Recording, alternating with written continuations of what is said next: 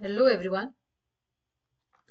अगर आपने सीटेट पास कर लिया है या सिर्फ पेपर दिया है और अभी आप सोच रहे हैं कि यूपी टेट देने की क्या जरूरत है ना? तो एक छोटी सी गलती आपको सरकारी टीचर बनने से रोक सकती है। अब आप सोच रहे होंगे कि ऐसा कैसे है, तो इस वीडियो को स्किप मत करना, क्योंकि अंत तक आते आते तक आपको ऐसा महसूस होने लग जाएगा कि सीटेट के बाद यूपी टेट का एग्जाम देना ना देना सबसे बड़ी गलती है। ठीक है। सो हेलो एवरीवन, आज का जो वीडियो है उन सभी स्टूडेंट के लिए बहुत ही खास है जिन्होंने सीटेट पास किया है या फिर सीटेट का पेपर दे चुके हैं और सीटेट के का रिजल्ट आने का वेट कर रहे हैं और कंफ्यूजन में हैं कि अब यूपी टेट दें या ना दें। है ना? तो आज मैं आपको इमोशन नहीं बल्कि एकदम लॉजिकल और रियलिटी के साथ समझाऊंगी कि आपका यूपी टेट का एग्जाम देना क्यों बहुत ज्यादा जरूरी। बहुत से ऐसे बच्चे हैं, कहते हैं मैम सीटेट का एग्जाम तो दे दिया, सेंट्रल लेवल का एग्जाम तो दे दिया, तो हमें स्टेट लेवल का एग्जाम देने की क्या जरूरत है? लेकिन जैसा कि आप जानते हैं, जैसे एचटेट है या रीट वगैरह के एग्जाम्स है, वो क्या मांगते हैं? वो सेट एग्जाम्स मांगते हैं ना। आपका जो है स्टेट एलिजिबिलिटी टेस्ट, आपका जो है टेट एग्जाम क्लियर होना बहुत ज्यादा जरूरी है, तभी आप उनमें एग्जाम में फॉर्म भर सकते हो। तो उसी तरीके से यूपी टेट का भी है, क्योंकि अभी जब नया आयोग गठित होगा तो पता नहीं है ना कि वो क्या रूल्स एंड रेगुलेशंस लेकर आएंगे, क्योंकि ऐसा कहा गया सुप्रीम कोर्ट ने उन्हें परमिशन दे दी। उन्हें क्या, हर स्टेट को परमिशन दे दी गई है कि उनकी अपनी मर्जी है कि वो टेट एग्जाम्स के थ्रू एलिजिबिलिटी क्राइटेरिया रखेंगे सरकारी टीचर्स के लिए या फिर सीटेट के रखेंगे। है ना? तो हमें चांस क्यों लेना, क्या पता वो यूपी टेट को कंपलसरी कर दे। है ना? तो सीटेट पास करके आप क्या बनोगे? डी ट्रिपल एस भी क्लियर कर सकते हो, केवीएस एनवीएस या किसी आर्मी स्कूल के लिए। है ना? लेकिन यूपी में सबसे ज्यादा वैकेंसीज आती हैं अभी तक। लास्ट टाइम आई थी कुछ साल पहले, और अभी ये चांसेस हैं कि भी सुपर टेट के एग्जाम्स आने वाले। तो क्या पता अगर उन्होंने यूपी टेट को कंपलसरी कर दिया तो। है ना? तो इसीलिए आपका सीटेट के बाद यूपी टेट का क्लियर होना बहुत ज्यादा जरूरी है। ना? मान लीजिए सीटेट में मार्क्स कम आ गए या सिलेक्शन डिले हो गया, तो फिर आप क्या करेंगे? तो एक जो स्मार्ट एस्पिरेंट होता है वो क्या करता है, अपने एक रास्ते के साथ साथ और भी बहुत सारे रास्ते अपने वो खोल कर रखता है ना। अगर यहाँ से नहीं हुआ तो यूपी टेट से हो जाएगा।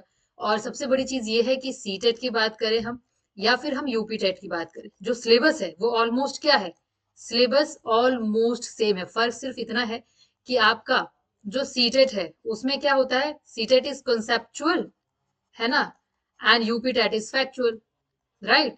बाकी सिलेबस तो सेम ही है ना? तो मेहनत तो दोनों तरफ सेम ही है, तो डबल मेहनत क्यों करनी? एक ही मेहनत में आपके दो एग्जाम्स क्लियर हो जाएंगे। आप यूपी का, अगर आप यूपी टेट क्लियर करते हो तो आप प्राइमरी टीचर के लिए एलिजिबल हो सकते हो। ऐसा नहीं है, अभी तक सीटेट कम वहां पर है ना? लेकिन हम चांस नहीं ले सकते ना, जिस तरीके से पिछली बार कई सारे स्कूल स्टेट के आयोगों को देखा है कि अपने डिसीजन चेंज करते रहते हैं। तो अगर उन्होंने यूपी टेट को क्लियर कर दिया तो आप क्या करोगे? है ना? कंपलसरी कर दिया।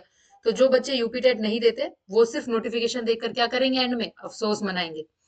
तो सोचिए जरा, जब फॉर्म आए और आप सिर्फ इसलिए अप्लाई नहीं कर पा रहे हैं क्योंकि आप यूपी टेट क्लियर नहीं कर पाए, है ना, या फिर आपने यूपी टेट नहीं दिया, तो जिस भी बच्चे ने सी टेट का एग्जाम दिया है वो यूपी टेट का एग्जाम जरूर से जरूर दे, क्योंकि उनका जरूर क्लियर हो जाएगा यूपी टेट का एग्जाम। क्योंकि ऑलमोस्ट मेहनत डबल करने की जरूरत नहीं है, जो मेहनत आपने सी टेट में करी है वो आपके यूपी टेट में काम आएगा। तो अगर आपने सी टेट पास कर लिया है और सी टेट का पेपर दे दिया है तो यूपी टेट देना कोई ऑप्शन नहीं है, बल्कि एक स्मार्ट डिसीजन। क्या है? एक स्मार्ट डिसीजन है यूपी टेट देना। ठीक है। तो यहाँ पर आपको क्या करना है, अगर आपको यूपी टेट देना है तो सही स्ट्रेटेजी के साथ, यहाँ पर आपको सही स्ट्रेटेजी के साथ जो है पढ़ाया जाएगा। NCERT plus SCERT, NCERT plus SCERT based हम प्रिपरेशन करेंगे। हमारे सीरीज का नाम ही है NCERT SCERT concept clarity series, है ना? तो जो चैनल को, तो आप फटाफट क्या करिए, चैनल को सब्सक्राइब कीजिए और कमेंट में लिखिए यूपी टेट रेडी। तो हम यहाँ से फिर आपके लिए क्या करेंगे, एवरीडे। अभी एक ज्योग्राफी का चैप्टर आ गया है, अब हिस्ट्री का आएगा। इस तरीके से डेली हम जो है कॉन्सेप्ट क्लैरिटी सीरीज चला रहे हैं, जिसमें आपको सारे कॉन्सेप्ट बहुत अच्छे से क्लियर होंगे। हम सभी सिलेबस से ऑलरेडी अवेयर हैं। आपको पता है कि यूपी टेट में पेपर 2 में history, geography, civics, environmental studies, home science, physics, physical education, sports, music, horticulture, fruits conservation, इन सबसे आता है। बेसिकली मेन जो है हमारा वो है हमारे हिस्ट्री, ज्योग्राफी एंड सिविक्स, है ना? 45% पेपर इसी में से आ जाता है, और यू कैन से 50% पेपर। और बाकी ये सारे जो है कई बार एग्जाम्स में जो है इन सब के बारे, इन सब में से थोड़े थोड़े क्वेश्चंस, एक एक दो दो क्वेश्चंस पूछ लिए गए। ठीक है। आपको पैटर्न पता ही है, सीडीपी में 30 क्वेश्चंस आते हैं, लैंग्वेज 1 में 30, लैंग्वेज 2 में 30 और सोशल स्टडीज में 60। तो ओवरऑल कितने हो गए? 150 मार्क्स। हम जो ये सीरीज स्टार्ट करने वाले हैं इसमें हम पीवाई क्यूज का भी एनालिसिस करेंगे, जिससे कि ये क्लैरिफाई हो जाएगा कि हम जो पढ़ रहे हैं वो सारे एग्जाम्स ओरिएंटेड है या नहीं, ठीक है ना, आपके क्लैरिफिकेशन के लिए। तो हिस्ट्री का सिलेबस देखो, जो हमारा ऑफिशियल नोटिफिकेशन है, ऑफिशियल नोटिफिकेशन में हिंदी में है, ये सब कुछ हिंदी में दिया हुआ है। तो मैंने उन्हें इंग्लिश में ट्रांसलेट किया है ऑफिशियल नोटिफिकेशन को। तो देखिए, हिस्ट्री में आपका सोर्स ऑफ हिस्ट्री आएगा, अर्ली मिडिवल इंडिया है, the Gupta period, Rajput period, Pushya Vibhuti, kingdom of south India, palaeolithic culture and chalcolithic, Vedic India in the 6th century, early states, establishment of Mauryan empire, coming of Islam. तो ये सारा आपका क्या है, हिस्ट्री का syllabus है। तो इसमें जब हम हिस्ट्री पढ़ेंगे तो इसमें भी हम वही करने वाले हैं। एनसीईआरटी में पढ़ाऊंगी आपको, एनसीईआरटी प्लस एससीईआरटी दोनों ही बुक को एनालाइज करके एनालिसिस के बेसिस पर मैं आपको यहाँ पे प्रिपरेशन कराऊंगी, नोट्स प्रोवाइड करूंगी, पीडीएफ प्रोवाइड करूंगी, एंड जो मैं पढ़ाऊंगी दैट विल बी इनफ, ठीक है, दैट विल बी इनफ। आपको अलग से एनसीईआरटी की बुक पढ़ने की जरूरत नहीं पड़ेगी, no need to read NCERT, ठीक है, क्योंकि बहुत से ऐसे स्टूडेंट्स होते हैं ना जिन्हें एनसीईआरटी का नाम सुनकर ही बुखार आ जाता है, डर लगता है, ओ माय गॉड इतना सारा कैसे पढ़ेंगे, है ना। तो यहाँ पर आपको प्रॉपर तरीके से आपको जब प्रिपरेशन कराया जाएगा, आपको डरने की कोई जरूरत नहीं है। सिविक्स में भी हमारे ये कुल मिला के 1 2 3 4 5 6 7 8 9 10 11 12 टॉपिक्स है। इन सभी 12 टॉपिक्स के लिए आपको इंडिविजुअल वीडियोस मिलेंगी, इंडिविजुअल वीडियोस मिलेंगी, पीडीएफ्स मिलेंगे, नोट्स मिलेंगे, ठीक है।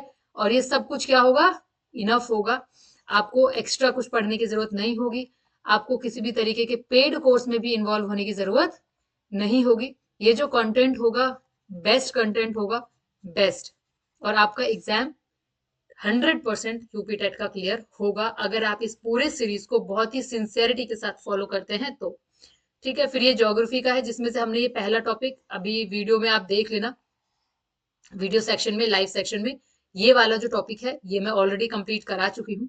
अब हम इसके आगे के टॉपिक्स पढ़ेंगे। Map India in the world, Uttar Pradesh के बारे में भी हमें पढ़ना है, वहां के क्लाइमेटिक कंडीशन के बारे में पढ़ना है, changing earth, internal external forces के बारे में, एटमोस्फेयर, हाइड्रोस्फेयर, है ना, इन सबको हम पढ़ेंगे। बाकी ये तो हमारे मिसलेनियस टॉपिक्स हैं जिसमें से थोड़े थोड़े आने हैं जो मैं करवा दूंगी आपको। तो इस एनसीईआरटी प्लस एससीईआरटी का जो ये सीरीज है, NCERT plus SCERT series, concept clarity series, इसको आप ज्वाइन करिए, ठीक है। फ्री ऑफ कॉस्ट है, फ्री ऑफ कॉस्ट, आपको बेस्ट मटेरियल मिलेगा, बेस्ट कंटेंट मिलेगा आपको। इन सभी का जो है, आप ये टेलीग्राम ग्रुप ज्वाइन कर लीजिए, यहाँ पे आपको इन सभी के पीडीएफ्स मिलेंगे, नोट्स मिलेंगे, और इन सबको पढ़ना आपके लिए 100% ये आपको सिलेक्शन दिलाएगा यूपी टेट में, और ये पढ़ना आपके लिए इनफ होगा।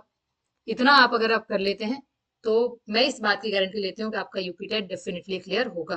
तो इस चैनल को ज्यादा से ज्यादा लाइक, शेयर एंड सब्सक्राइब करें, हर नीडी स्टूडेंट्स तक इस वीडियो को जरूर से जरूर पहुंचाइए। तब तक के लिए, अब जो आपका आने वाला जो अपडेट है उसके लिए चैनल को सब्सक्राइब कर लीजिए। तब तक के लिए हम मिलते हैं अब अगली वीडियो में, तब तक के लिए धन्यवाद।